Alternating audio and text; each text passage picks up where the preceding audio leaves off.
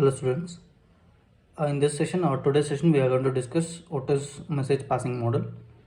Previous session we have discussed when two process wants to communicate with each other, they are going to share a common memory.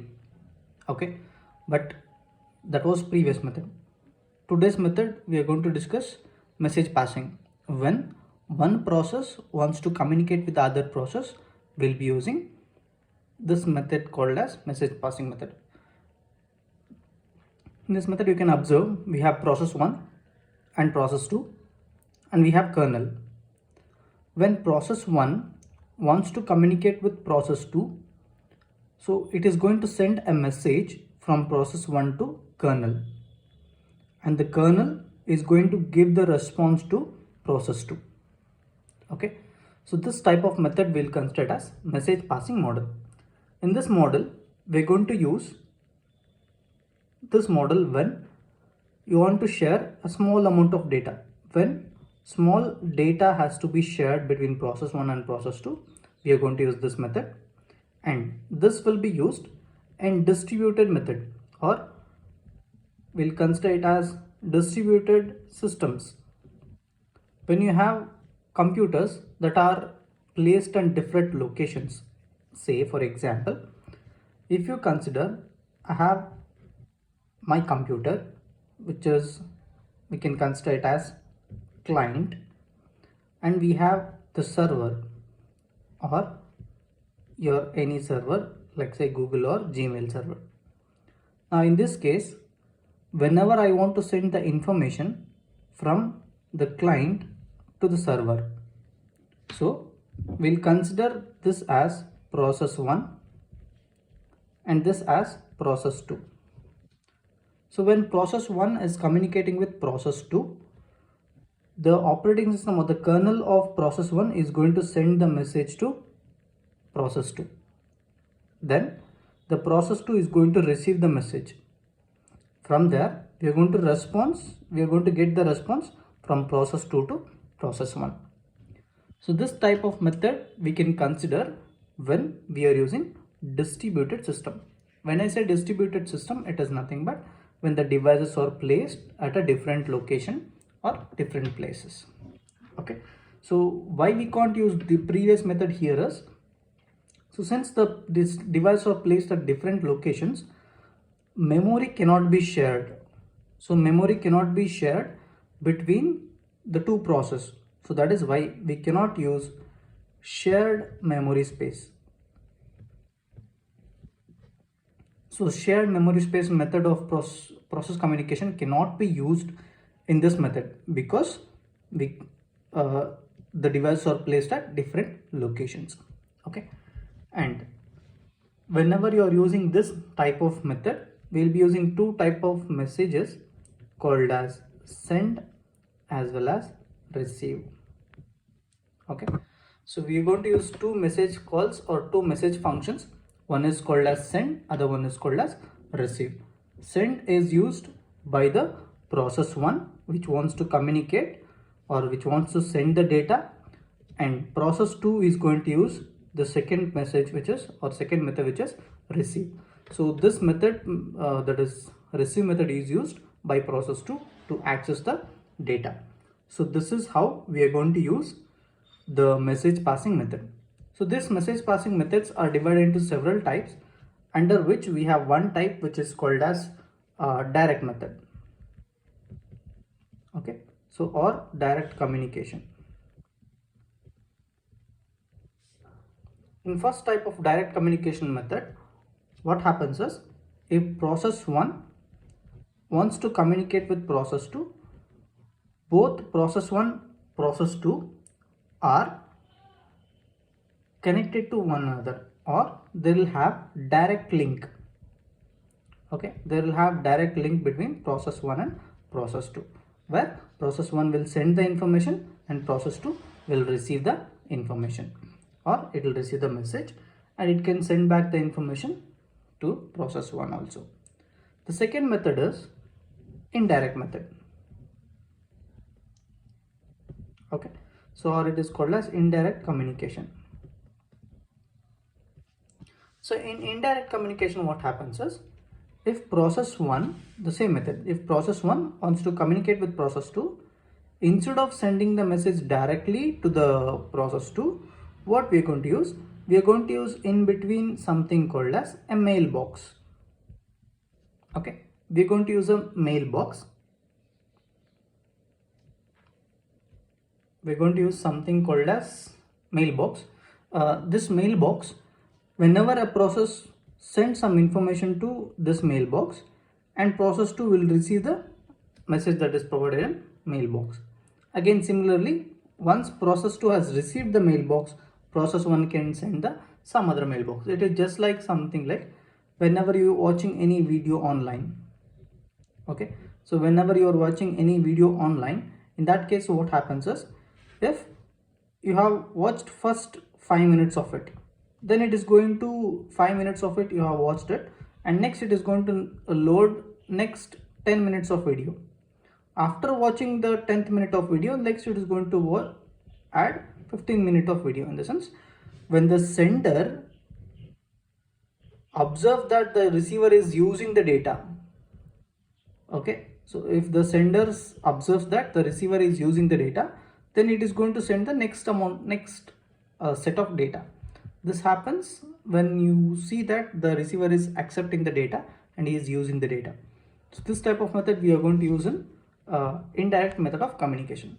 Hope these two methods are clear. In direct method, process 1 will directly communicate with process 2.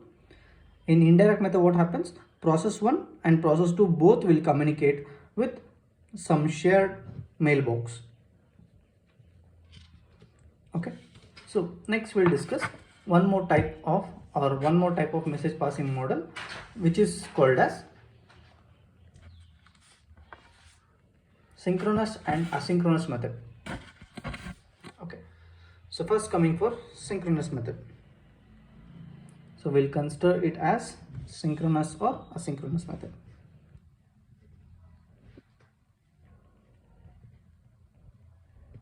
So synchronous and asynchronous method.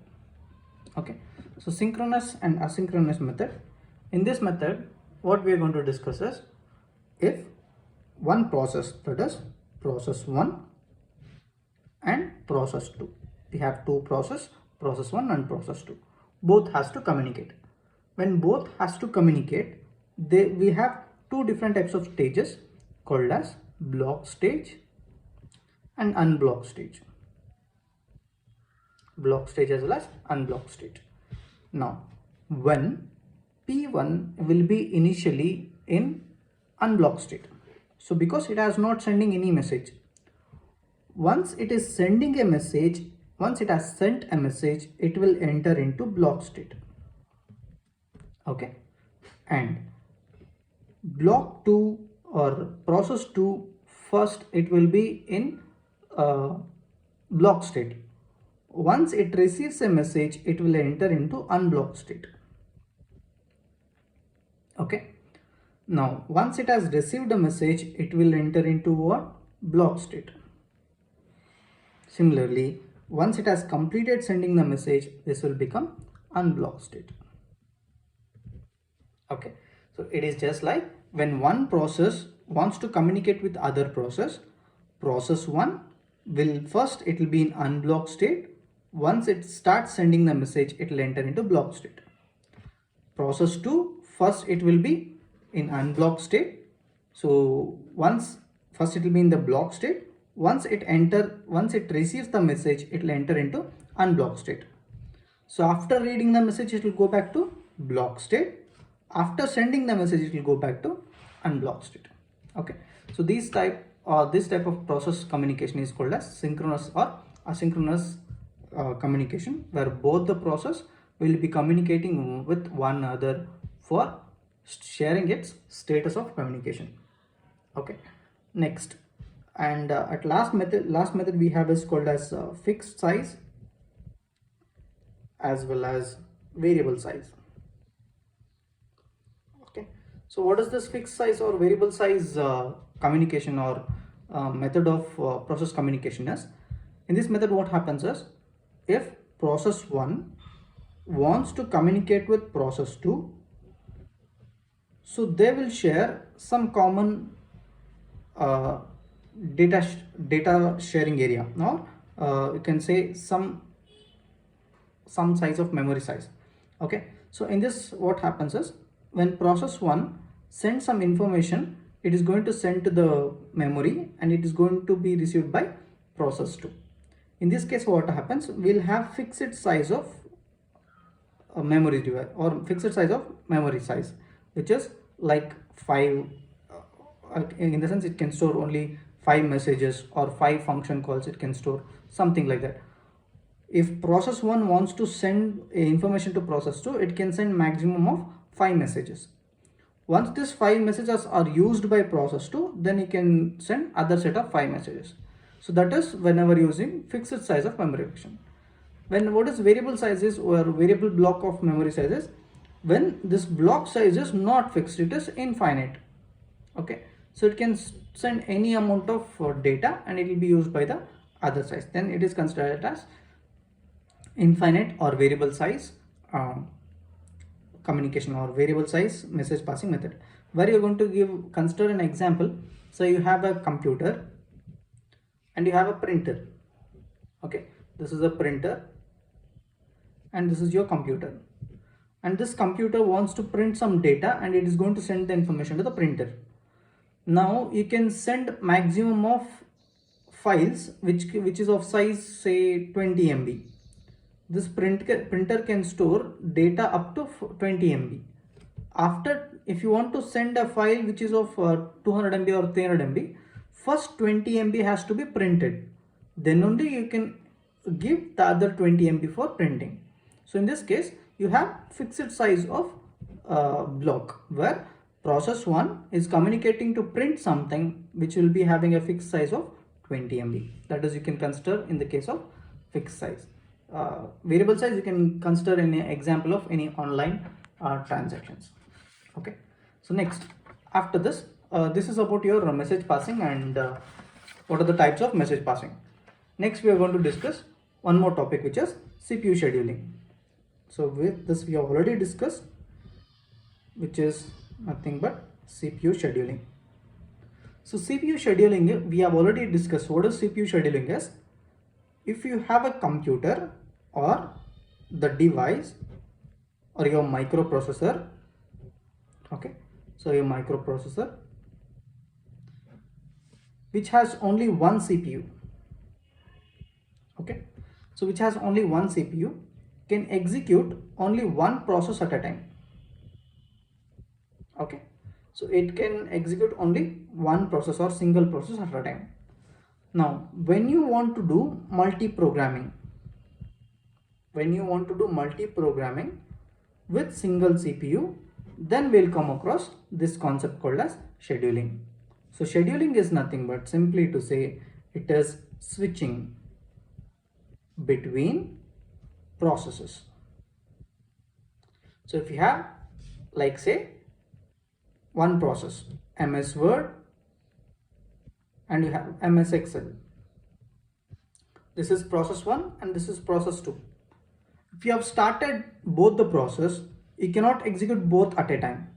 It should be selecting either MS Word or MS Excel, or when you are using MS Word, MS Excel will be idle.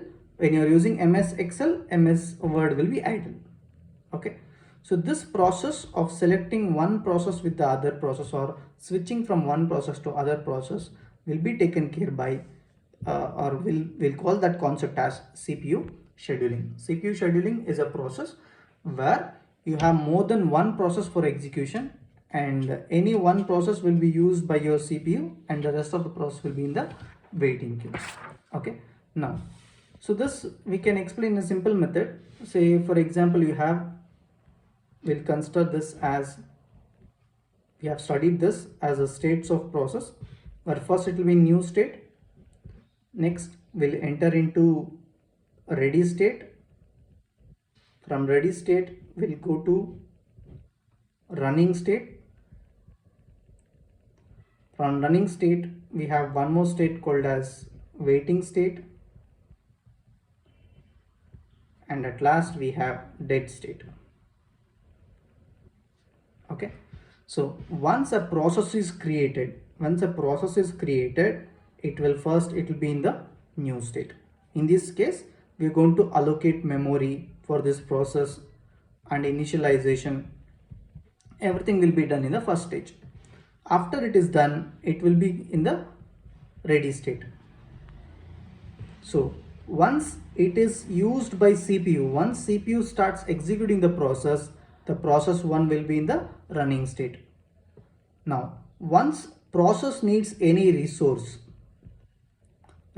like input output or any kind of memory, any kind of actions that you need, in that case it will go to waiting state. That is, process 1 will come to waiting state. After finishing off IO or any kind of resources, it will come back to ready state. So then from the ready state, the CPU will select for execution, and after completion of the execution, it will come to dead state, right? This is what your CPU, how your processor will be executing, or life cycle or states of your process. Okay, now this we have already discussed. Now I'll continue with the topic. Now CPU scheduling, how it is going to work is, when you have the ready queue, in that ready queue you have process 1, process 2 and process 3. Have 3 processes. This is your ready queue. Okay, so and you have your CPU, which is your resource. So this CPU should be allocated for process. So all the process cannot be used at a time. So CPU can execute only one process at a time. For this, we have something called as short-term scheduler. Okay, what is short-term scheduler is? This short-term scheduler, or will also consider it as dispatcher. This dispatcher, what it does is, it is going to select any one process from the ready queue and it is going to allocate that for CPU for execution.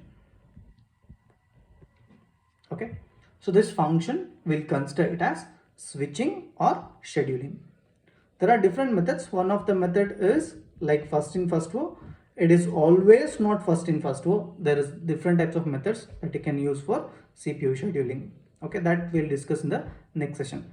So see, always queue will not working in the form of first in first out. It will be working in the form of different methods. Okay, now in this scheduling, we'll also come across two topics called as non-primitive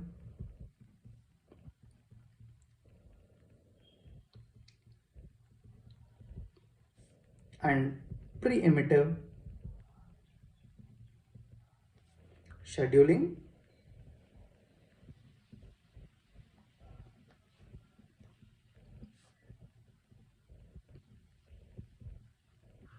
Okay, non-primitive or pre-emptive scheduling. We'll discuss what is non-primitive. First, non-primitive. Non-primitive is if a process P1 enters to running state. If a process P1 enters to running state, it cannot be removed. Okay, so it is not removed until termination. Okay, so until the completion or termination of the program, it is not removed. Such kind of process will consider as non-preemptive process, which cannot be removed from the CPU. So those kind of process will consider as non-primitive scheduling or non-primitive processes. So that is, once a process is entered into this state, it will be removed only when it is requesting for any input output, or it will be removed only after termination. Okay, it cannot be removed or it cannot be switched until, or you can write till termination. Okay, so only where you can remove it is whenever it goes for IO request. Okay, so next, coming for preemptive. Okay, so preemptive or primitive scheduler. So these are the processes which can be removed whenever it goes for IO. So whenever the process needs input output, any input output functions to be performed, it can be removed from the running state. We are going to remove it from running state and we are going to move it to waiting state. Okay, from running state it will be moved to waiting state. Second condition is when you get any interrupt. Okay, when you get any interrupt, then also we are going to move it from running state to waiting state. So what is interrupt? Interrupt is like if you have process 1 and this is, suppose say this is this is something like your background process, like any VLC player or something like that where you are playing the music. Okay, now you have second process P2, which is like when you have connected your pen drive or your flash drive, USB drive, you have connected a new device or new device has been detected. Okay, so when new device has been connected, so the priority will be given for P2 rather than P1. So preemptive is where we are going to come across something called as priority. Priority is which process has to be executed first and which process has to be given the second priority, or we have priorities from 1 to 10. Okay, so if a process is giving a higher priority, it will be executed first. If the process is having lower priority, it will be executed at the last. So whichever process is having higher priority, that will be executed. In the sense, if you have any situation, any situation like if we have two process, say process 1 with the priority of 1 and we have process 2 with the priority of 10, and if process 1 is in running state, okay, if process 1 is in running state, then process 2 has occurred and it is in the ready queue. It is in the ready queue. Then what happens? This will be removed from running state and it will be moved to waiting state. And then process 2 will be executed or it will be moved to running state because it is having higher priority. Okay. So this is how preemptive will be working. So we have discussed two methods. One is based when the process requires IO, it is going to move from running state to ready state, or the second thing is when you have interrupt. Okay, so whenever you have interrupt, it is going to move from running state to waiting state. And second thing is when IO is completed. So when IO is completed, so IO function has completed, then we are going to move from waiting state to ready to run state. Okay, and at last we have one more state, which is termination state. So once a process has completed its execution, it will enter into what? Dead state. So dead state, when it will enter dead state is when the process has completed its execution, it will enter into dead state.